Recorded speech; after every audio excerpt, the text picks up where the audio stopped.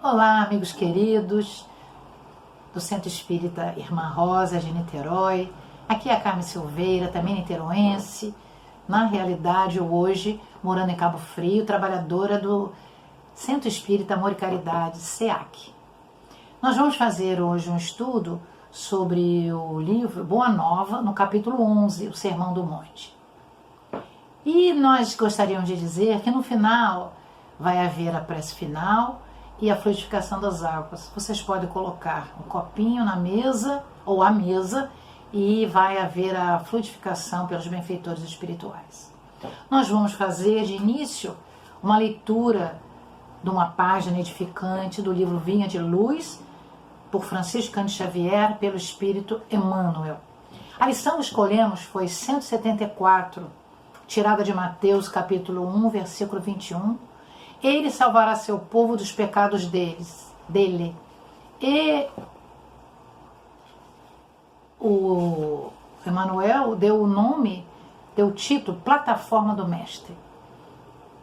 E ele diz assim: em verdade, há 2000 anos, o povo acreditava que Jesus seria um comandante revolucionário, como tantos outros, a desvelar-se por reivindicações políticas, à custa da morte, do suor e das lágrimas de muita gente. Ainda hoje, vemos grupos compactos de homens indisciplinados que, administrando, obedecendo, se reportam ao Cristo, interpretando o qual se fora patrono de rebeliões individuais, sedento de guerra civil. Entretanto, do Evangelho não transparece qualquer programa nesse sentido. Que Jesus é o divino governador do planeta, não podemos duvidar. O que fará ele do mundo redimido, ainda não sabemos, porque ao soldado mínimo são defesos os planos do general. A boa nova, continua ele, todavia é muito clara quanto à primeira plataforma do mestre dos mestres. Ele não apresentava títulos de reformador dos hábitos políticos, viciados pelas más inclinações de governadores e governados de todos os tempos. Anunciou-nos a celeste revelação que ele viria salvar-nos de nossos próprios pecados, libertar-nos da cadeia de nossos próprios erros, afastando-nos do egoísmo e do orgulho que ainda legislam para o nosso mundo consciencial. Achamos-nos até hoje em simples fase de começo de apostolado evangélico, Cristo libertando o homem das chagas de si mesmo, para que o homem limpo consiga purificar o mundo. O reino individual que puder aceitar o serviço liberatório do Salvador encontrará a vida nova. Vamos então fazer uma oração de gratidão a Jesus. Mestre Senhor Jesus, te rogamos, Senhor, tu que governas o planeta Terra nesse momento de tantas dificuldades, que tu possas, dos altiplanos da vida, Mestre, abraçar este planeta com todos os seus amigos espirituais superiores, com esses espíritos crísticos, para que a Terra possa aprender com estas dificuldades pelas quais estamos todos passando. Fica em nós, Senhor, espera-nos para que nós possamos nos renovar em Ti. Muita paz, hoje e sempre, Senhor Jesus. Assim, amigos, nós vamos nos utilizar desse grande benfeitor que é Emmanuel, quando ele fala do Sermão do Monte. Tudo se passa no mar da Galileia ou no mar de Tiberíades, porque Jesus já tinha começado o seu apostolado, ele já tinha escolhido seus 12 apóstolos. E ele fez isso durante somente 3 anos. Mas a Boa Nova já estava difundida, todos já se reuniam à beira do lago de Genezaré esperando Jesus. Quem eram aqueles que se reuniam? Os discípulos, mas também os enfermos, aqueles derrotados da sorte, os habitantes de Corazim, Magdala, Betsaida, Dalmanuta, e todos, na realidade, iam até Cafarnaum esperar para que Jesus, às tardes, pudesse lhes dar uma palavra de consolo. Eles também esperavam a pesca daqueles discípulos que vendiam seus peixes, e outros peixes eram dados para aqueles que não podiam pagar. Entretanto, os discípulos, eles eram muito visados pelo povo. O povo queria saber dos discípulos, porque sabiam que os discípulos conviviam melhor com Jesus. Filipe era assediado, Pedro, Levi, Mateus, João. Então nós vamos encontrar todo esse sermão do monte começando na casa de Levi e Mateus. Então, alguns pobres, algumas pessoas necessitadas, alguns amigos de Mateus bateram à sua casa. Eles queriam explicações sobre o evangelho do reino, de modo que eles pudessem trabalhar melhor os ensinamentos de Cristo. Mas o coletor, o ex-coletor de impostos, estranhou quando eles estavam perguntando isso. E ele disse: afinal, esses infortunados que o procuravam, como é que eles seriam vistos, mesmo que tivessem corações sinceros? E pegou 3 deles, que eram seus amigos, e disse: tu, Lisandro, aleijado como és, o que pode realizar? Depois buscou Áquila e disse: e tu, Áquila, não foste abandonado pela própria família por causa dos seus problemas? E buscou então Pafos e disse: Pafos, acaso edificaria alguma coisa com as tuas atuais aflições? Esses 3 interpelados olharam-se cabisbaixos, humilhados. Somente naquela hora, quando Levi falou-lhes das penosas deficiências, é que eles puderam se ver da maneira como eles eram. Mas Jesus dissera para todos, em várias oportunidades, que viera com o seu coração bondoso para todos. E ele,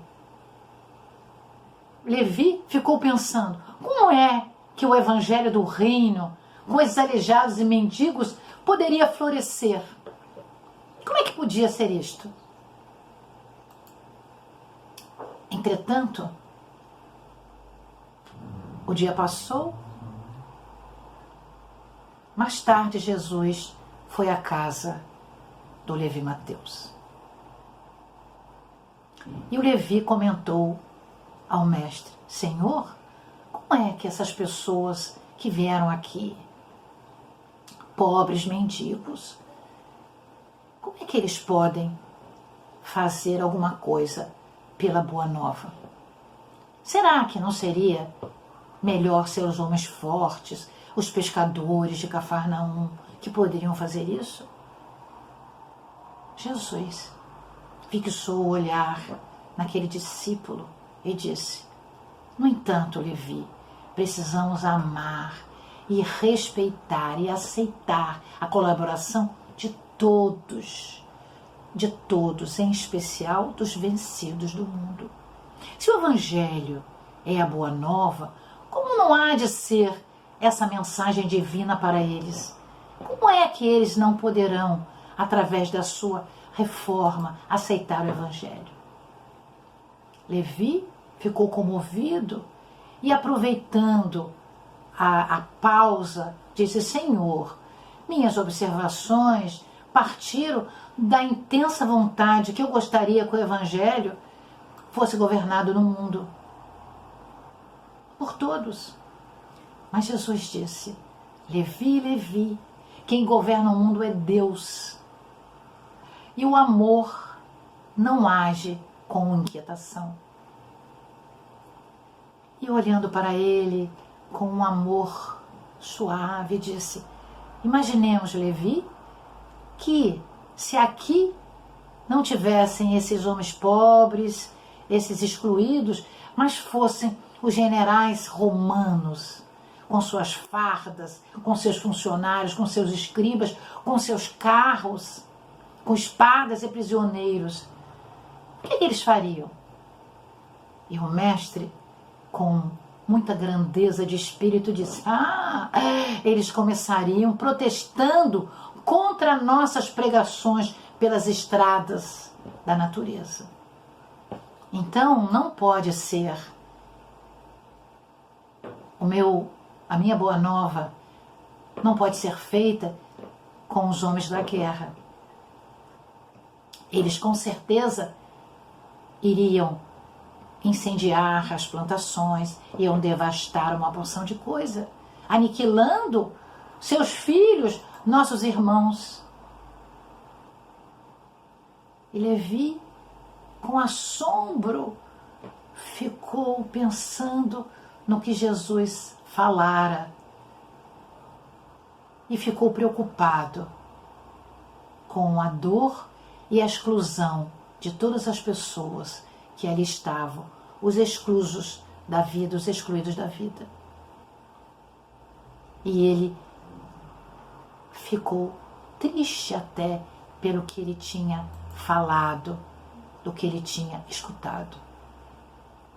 Chegaram alguns discípulos, André, Tiago, João e Pedro. E aí Jesus pegou todos e foi para um dos montes próximos. O crepúsculo descia numa beleza, num colorido, amarelo ouro, vermelho púrpura, alaranjado, poucas nuvens no céu. Entretanto, centenas de criaturas se aglomeravam ali, a fim de ouvirem a palavra do Senhor dentro daquela paisagem belíssima. Muitos velhinhos trêmulos, lavradores simples e generosos, mulheres agarradas aos seus filhinhos. Uma turba ali se encontrava. Entre os mais fortes estavam cegos, crianças doentes, homens maltrapilhos. Todos se comprimiam ofegantes. E o mestre, pela primeira vez, pregou as bem-aventuranças celestiais. A sua voz caía como um bálsamo, envolvendo a todos aqueles sofridos, dando àqueles corações um pouco de esperança. E ele começou: bem-aventurados os pobres e os aflitos, bem-aventurados os sedentos de justiça e de misericórdia, bem-aventurados os pacíficos e simples de coração. Por muito tempo falou do reino de Deus, de onde o amor edificaria maravilhas perenes e sublimadas. As suas promessas eram para o futuro do homem. No alto do monte soprava um leve vento suavizado em deliciosas vagas de perfume. As brisas da Galileia estavam impregnadas com aquele amor de Jesus, com aquela vibração do Cristo de Deus descendo sobre a terra, para que o amor pudesse se espalhar por todos os aflitos, por todos os necessitados da Boa Nova. Quando Jesus acabou a sua alocução, algumas estrelas já vinham do firmamento como grandiosas bênçãos divinas. Mães sofridas e oprimidas estavam felizes porque já estavam abençoados. Aqueles anciães já estavam melhores, cegos e leprosos rodeavam-no com semblante sorridente e diziam: bendito seja o Filho de Deus. E Jesus acolheu-os, satisfeitos, enviando para todos e para Deus, o Pai Celeste no cosmos, o agradecimento por ele poder estar em carne no planeta, mesmo sendo o governador da Terra. Nessa hora, Levi Mateus, Levi depois foi o primeiro que escreveu o Evangelho de Jesus. E ele colocou o nome de Mateus. Então, o primeiro evangelho sinóptico que nós temos entre Mateus, Marcos, Lucas e João foi o de Mateus. Mateus, Levi, se sentia completamente diferente. Ele jamais esqueceria as bem-aventuranças que Jesus falou. Ele havia compreendido que aqueles que abandonavam as ilusões da terra seriam abençoados, seriam bem-aventurados. E ele observava aquela fila imensa de pessoas humildes, populares, homens, mulheres, velhos, crianças, que tinham nos visitado naquela tarde. E ele agradeceu muito poder ter tido Jesus, o mestre dos mestres, perto dele, para que pudesse administrar-lhes aqueles conhecimentos. E Emmanuel nos diz: é muito bom nós termos Jesus de Nazaré perto de nós, na página que nós lemos. Entretanto, no livro Voa Nova, o espírito Humberto de Campos acrescenta: o coletor de Cafarnaum aproximou-se e os saudou com muita alegria, com rejubilo no coração. E emanou de si uma luz que abrangia a todos, aqueles que lá estavam, como se houvesse uma esperança, como se houvesse um grande porvir.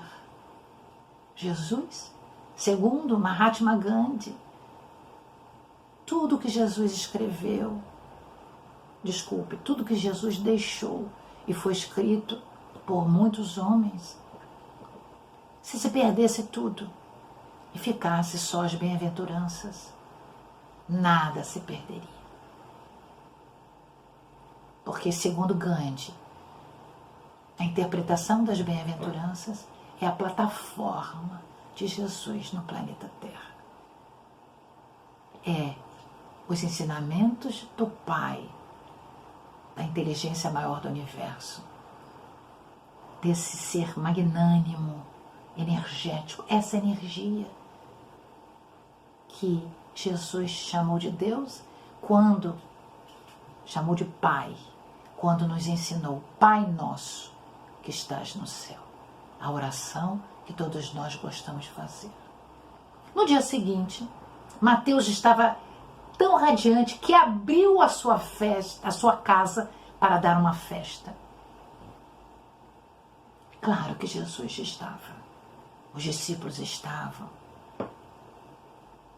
Esses 3 amigos que ele disse que um era aleijado, o outro tinha deixado a sua casa e o outro não tinha como resolver os seus problemas, lá estavam.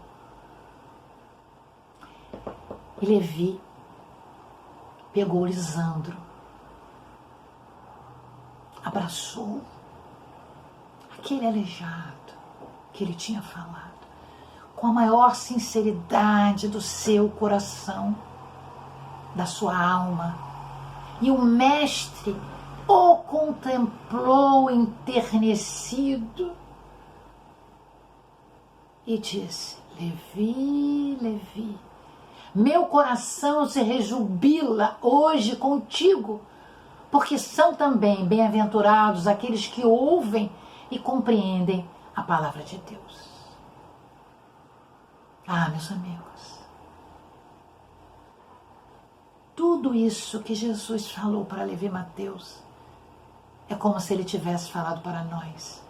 Em especial, bem-aventurados também aqueles que ouvem a palavra do Cristo e a compreendem como se fosse realmente a plataforma de Jesus. Será que nós, nesse momento que nós estamos passando, momento difícil de afastamento social, nas nossas casas, não estamos aprisionados. Nós estamos em confluência com as nossas necessidades mais íntimas. Então, nós estamos nos nossos lares, nós que temos lares, nós que podemos estudar, nós que já somos espíritas. Quantos excluídos estão nas ruas, meus amigos? Como a época do Cristo. Quantos não têm dinheiro, porque o trabalho foi cerceado?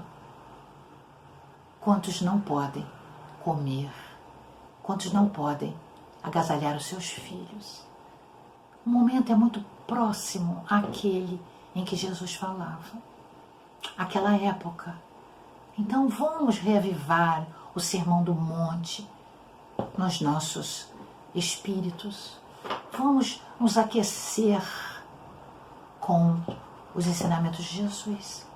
E eu queria pedir licença a vocês e buscar a página Emanuelina, quando Emmanuel nos diz: a boa nova, todavia muito clara, quanto à primeira plataforma do Mestre dos Mestres, a plataforma do amor, a plataforma da esperança, a plataforma da indulgência, da caridade, da benevolência. E o Emmanuel nos diz: anunciou-nos a celeste revelação que ele viria salvar-nos de nossos próprios pecados. Quer dizer, Jesus veio, se fez homem na carne, para que nós pudéssemos ser libertados da cadeia dos nossos próprios erros. Como Levi. Levi foi egoísta, Levi foi orgulhoso, porque ele se viu íntegro, com um certo poder aquisitivo, porque ele fora cobrador de impostos, tinha a sua casa, uma casa muito boa em Cafarnaum, tinha Jesus perto dele, tinha saúde, tinha família, e ele olhava para os outros, talvez até com um pouco de desdém, um desdém que humilha, um desdém egoístico do próprio orgulho, do seu ego inflamado. Mesmo sendo discípulo de Jesus, ainda guardava dentro de si as suas dificuldades, guardava dentro do seu bojo reencarnatório, o seu inconsciente, no seu inconsciente, essas dificuldades. Então Emmanuel diz: afastando-nos do egoísmo e do orgulho, quer dizer, ele tira Jesus, tira os nossos pecados com a boa nova, com seus ensinamentos, para que nós pudéssemos legislar um pouco com a nossa consciência. Quer dizer, à medida em que nós vamos nos purificando, a nossa consciência vai ficar mais saudável, vai ficar melhor, e nós vamos poder nos ajudar, ajudar os nossos familiares e aqueles que estão perto de nós. E o benfeitor completa: achamos-nos até hoje em simples fase de começo de apostolado evangélico. Quer dizer, se Emmanuel acredita que ele está no começo, nós estamos dando o nosso primeiro passo. Não é? Esse benfeitor que durante várias encarnações depois conheceu Jesus, só nos deu mostras da sua renovação interior. Cristo, diz ele, libertando o homem das chagas de si mesmo. Nós vamos recordar o apóstolo Paulo, quando disse: eu vou combater o bom combate. Significa, eu vou combater a mim mesmo. Então é preciso que a gente possa entender, nesse momento que nós estamos recolhidos nos nossos lares, com oportunidade de podermos fazer o que nós temos lá no Livro dos Espíritos, nos concitando a que pudéssemos fazer a introspecção dentro de nós, conhecermos a nós mesmos. Nós vamos ver quanto ainda temos de tirar chagas de nós mesmos.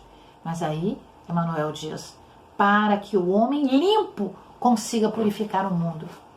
Quer dizer, quando é que nós estaremos limpos? Só quando formos espíritos puros, que nem Jesus. Mas até lá, no mundo de expiação e provas que nós estamos, na oportunidade que nós estamos vivendo, essa pandemia do coronavírus, dessa dificuldade em que o mundo em guerra contra esse vírus, sem saber ainda a vacina, os melhores fármacos para atender, a debelar o mal-estar e a dificuldade que cada um que é assolado pelo vírus passa. É um momento em que nós estamos nos purificando em sentirmos, em vermos os sofrimentos dos outros, as dificuldades que os outros passam. Porque se nós passarmos incólumes do vírus e não sentirmos piedade, comiseração àqueles outros que são menos afortunados do que nós, que sofrem mais do que nós, não adiantou nada nós passarmos por essa pandemia. Quer dizer, é uma maneira que os benfeitores espirituais que governam o cosmos a pedido de Deus estão nos ofertando um momento de reflexão profunda das nossas dificuldades. E no último parágrafo, o benfeitor diz: o reino individual que puder aceitar o serviço libertatório do Salvador encontrará a vida nova. Então ele está dizendo: quem de vocês que puder colocar a boa nova, colocar os ensinamentos do Consolador que ele prometeu, que é a doutrina dos Espíritos, que fizer a sua mudança interior, quem de nós fizer isso é um bem-aventurado, porque vai de perto ajudar a Jesus de Nazaré, permitir que o planeta se regenere, que o planeta possa conseguir assumir a sua face regenerada, quando ainda vai existir dor, mas a quantidade de amor vai ser maior. Esse é o momento, meus amigos, de grande cuidado, em que nós temos que olhar, porque o tempo é de Deus. Ele nos dá o tempo para que possamos todos usá-lo em benefício nosso e de toda a coletividade em que nós vivemos. E também usar o nosso pensamento para transpor a materialidade e chegar aos espíritos necessitados que estão desencarnando nesta hora.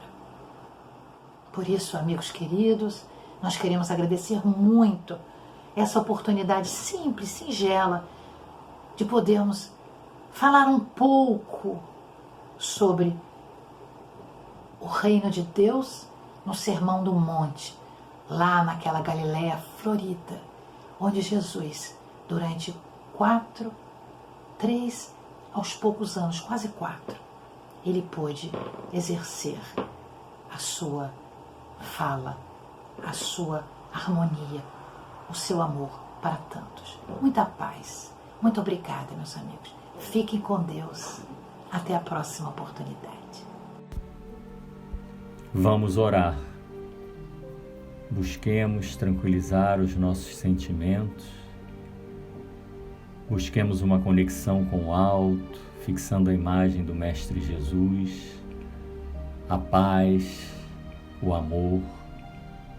Bondoso Pai, Mestre Jesus, agradecemos por mais uma oportunidade de estudo, mais uma reunião virtual em torno dos ensinamentos do Mestre Jesus.